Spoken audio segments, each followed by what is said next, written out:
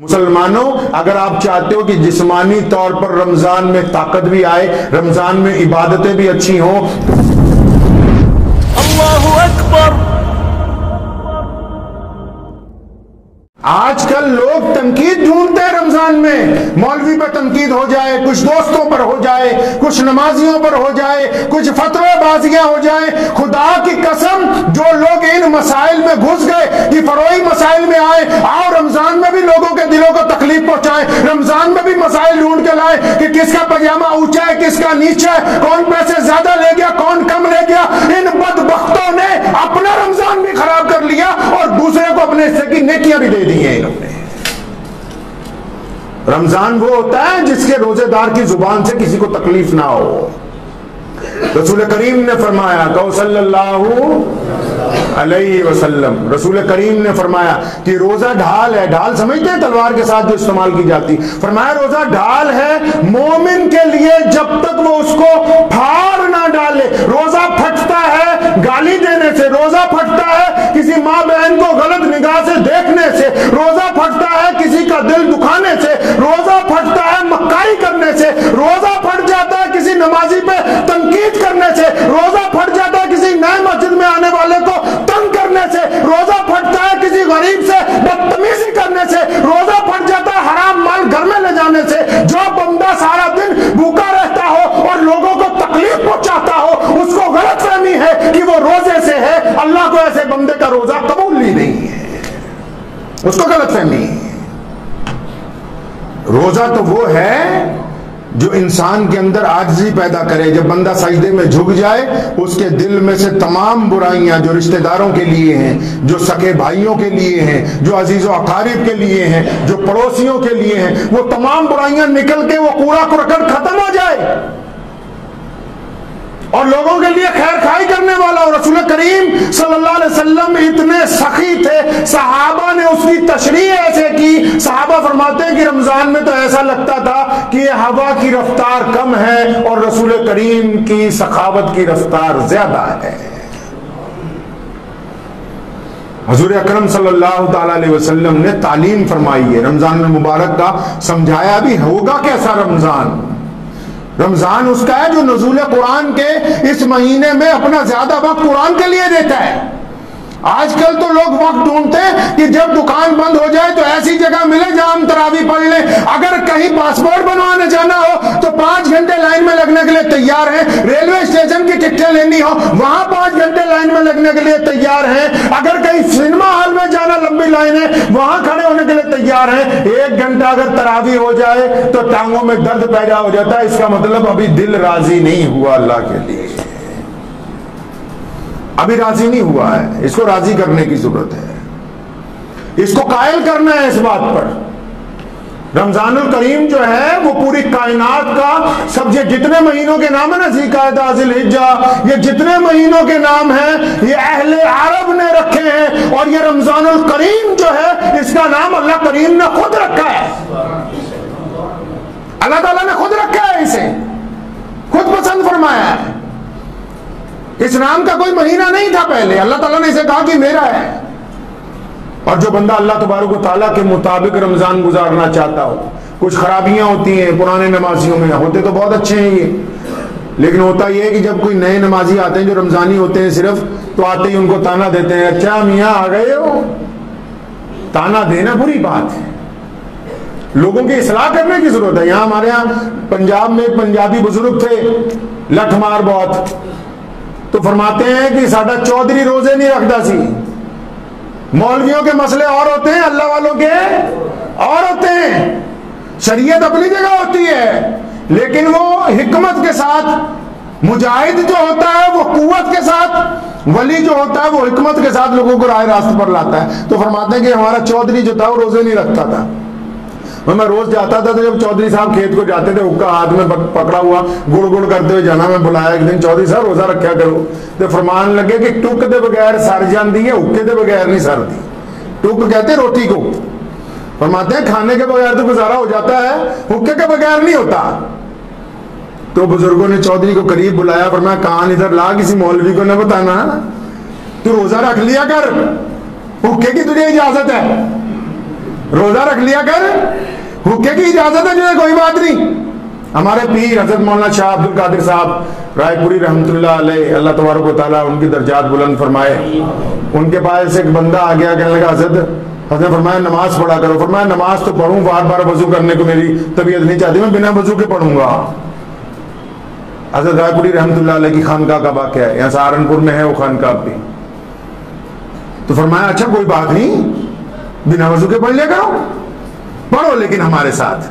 اب جتنے مولوی بیٹھے تھے ہاتھوں کی بھویں اونچی ہو گئی, بھی یہ نماز تو ہوتی نہیں بنا وضو کے. اب وہ بندہ راضی ہو گیا, کہتا کہ حضرت بنا وضو کے پڑھوں گا. تو بنا وضو کے پڑھ بھائی, آ جا. وہ آ گیا بنا وضو کے, ایک فجر پڑھی, زور پڑھی, عصر پڑھی, مغرب میں حضرت کے ساتھ ہی وضو کرنے بیٹھ گیا ساتھ میں. کہنے لگا اب میرا دل اس بات پہ مائل ہے کہ جب وضو کر کے نماز پڑھی جاتی ہے, جب پڑھی رہا تو وضو کے ساتھ کیوں نہ پڑھوں.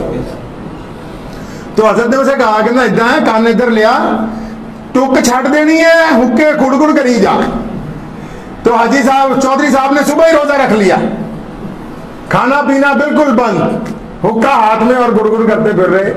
حضرت فرماتے ہیں کہ تیسرے دن میں دوپہر کو نماز کے بعد درخت کے نیچے بیٹھا ہوا تھا. چودھری آیا بڑی دور سے چلتا ہوا, پورے جلال میں, روزہ رکھا ہوا ہے, حکا ہاتھ میں ہے, سلگ بھی رہا ہے, لا کے میرے پیروں میں پھوڑا. فرمایا حضرت جی جب ٹک بغیر سر جاندی ہے تے حکے بغیر بھی سر دی ہے. روزہ تو اللہ نہیں رکھنا ہے بندے نے. اور ہوتا اگر کوئی ہم جیسا فتوے باز جو کہتا نا جی نا, تو قیامت تک جہنم میں جائے گا, تیرا گزارا نہیں ہونے والا ہے, تیرا مسئلہ نہیں حل ہونے والا ہے. تیرے لیے تو حکم ہے کہ بس تو جہنم, جنت ہمارے لیے, جہنم تمہارے. وہ لوگ غلط فہمی میں ہیں, جن عبادت گزاروں کو یہ غلط فہمی ہے کہ ان کی عبادت قبول ہو رہی ہے اور وہ اعمال میں بہت اچھے, ان کو غلط فہمی ہو گئی ہے,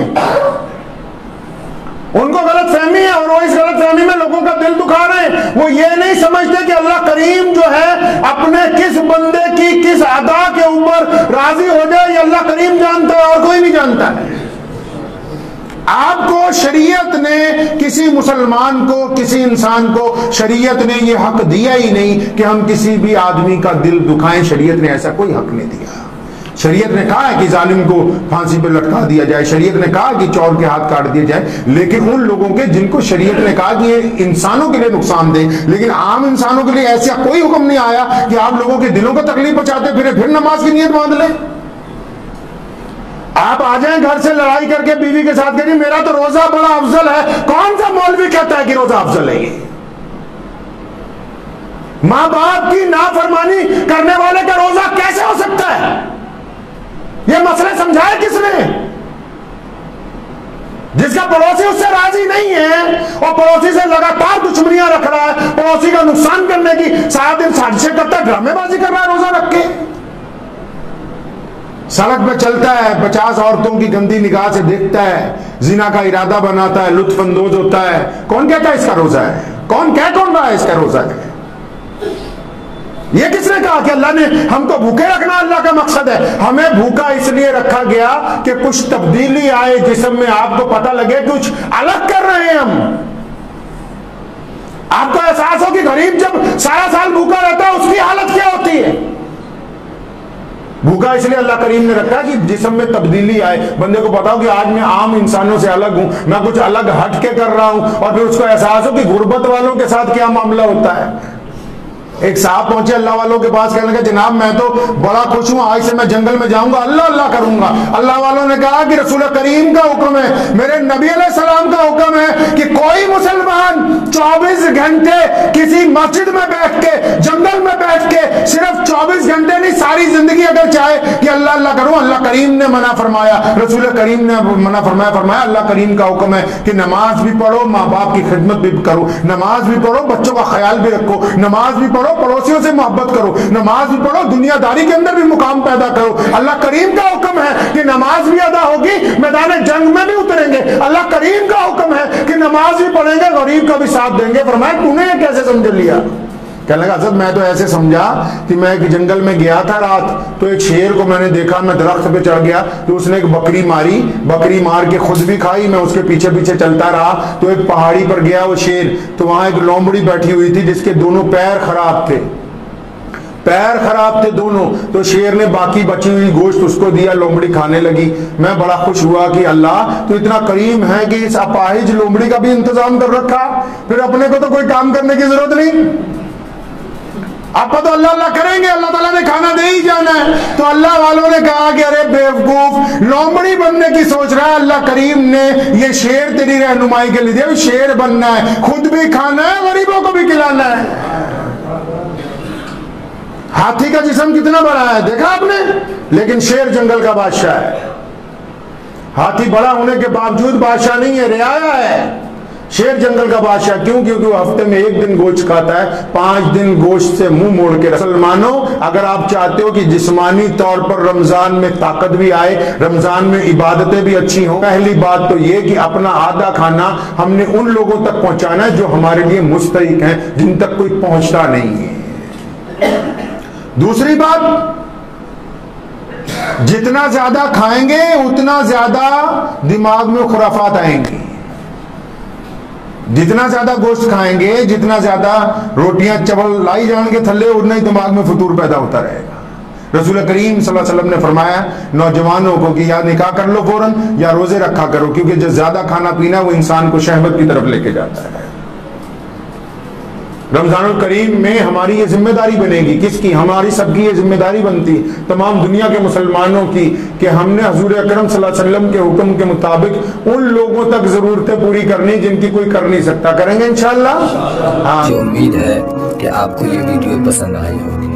अगर पसंद आई हो तो ये आप अपने दोस्तों के साथ शेयर करें और इस चैनल को सब्सक्राइब जरूर करें।